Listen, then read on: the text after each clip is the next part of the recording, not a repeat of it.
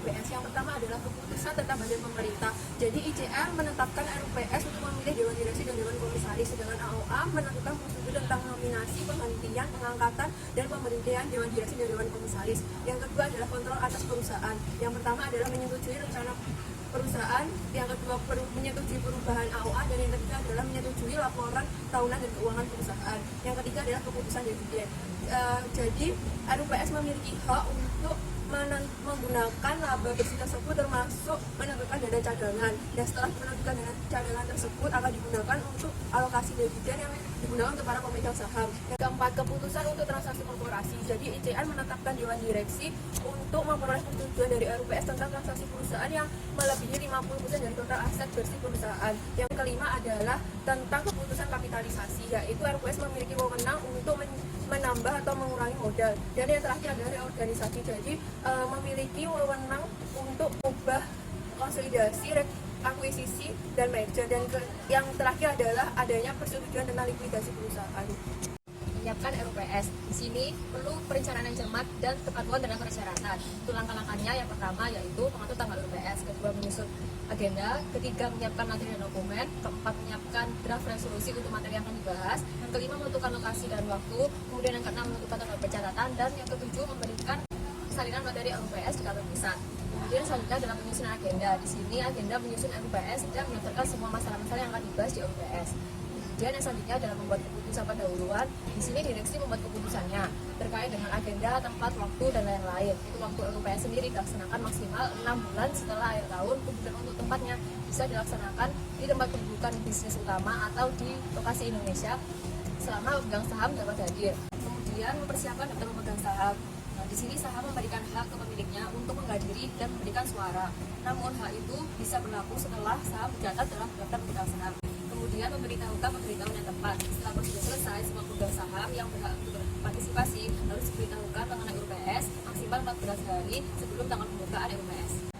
Selanjutnya adalah auto notified. Nah, ICR sendiri menyatakan bahwa perusahaan bisa mengeluarkan undangan pada surat kabar dalam bentuk iklan. Nah, kemudian OJK sendiri mengatur untuk undangan RUPS diumumkan setidaknya 14 hari sebelum mengirim undangan. Nah, selanjutnya yaitu untuk RUPS kedua harus diadakan 10-20 hari dari RUPS pertama. Karena biasanya RUPS pertama itu tidak quorum, maka dalam undangan harus disebutkan tanggal, waktu, lokasi, dan agenda rapat yang mungkin saja berbeda dari undangan RUPS pertama. Nah, selanjutnya adalah approve agenda, bisa dilihat di samping ini. Kemudian proses pelaksanaan RUPS. Proses pelaksanaan RUPS ini tidak diatur secara rinci di hukum Indonesia, namun idealnya memakai BJK sebagai referensi. Perusahaan harus melakukan RUPS untuk menginformasikan kepada para pemegang saham tentang kegiatan, prestasi, dan rencana perusahaan yang akan datang, serta untuk melibatkan pemegang saham dalam keputusan penting. Kemudian pendaftaran RUPS, yang dimana para pemegang saham harus menyiapkan dokumen, menyerahkan otorisasi sebelum masuk ke ruangan, dan pendaftaran ini dilakukan di lokasi RUPS diadakan. Kemudian verifikasi dan penghitungan quorum diumumkan setelah pendaftaran dan sebelum pemegang saham memberikan suara. Berikut ini minimum quorum yang ditetapkan. Pembukaan rapat umum pemegang saham. RUPS dianggap sah jika dihadiri setidaknya setengah dari saham suara, kecuali AOA dan ICR menentukan quorum yang lebih tinggi. Kemudian mempresentasikan agenda dan juga aturan perubahan. Ya, dalam agenda ini mengungkapkan tentang perincian masalah serta akan ada perubahan apabila ada persetujuan dari beberapa mereka dan dihadiri oleh seluruh pemegang saham. Rapat umum pemegang saham membahas 4 hal berikut ini. Selanjutnya voting. AOA suatu perusahaan biasanya menetapkan bahwa ketika pemungutan suara berkaitan dengan seseorang, pemungutan suara tertutup dapat dilakukan dan dengan surat suara yang tidak ditandatangani. Mengumumkan hasil dan menutup rapat RUPS.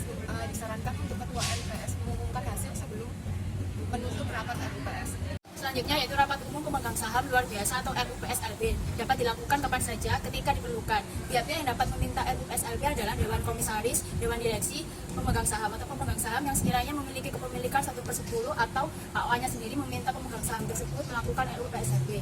Selanjutnya yaitu resolusi sirkular, di mana ICR memungkinkan pemegang saham untuk mengambil keputusan yang mengikat di luar RUPS dengan mengeluarkan resolusi sirkular. Dari resolusi tersebut adalah yang pertama nama perusahaan dan alamat kantor pusat, yang kedua tujuan, yang ketiga nama lengkap, alamat permanen dan kebangsaan pemegang saham, yang keempat diskusi masalah yang membutuhkan persetujuan, dan selanjutnya yaitu keputusan rapat umum pemegang saham, di mana ada beberapa.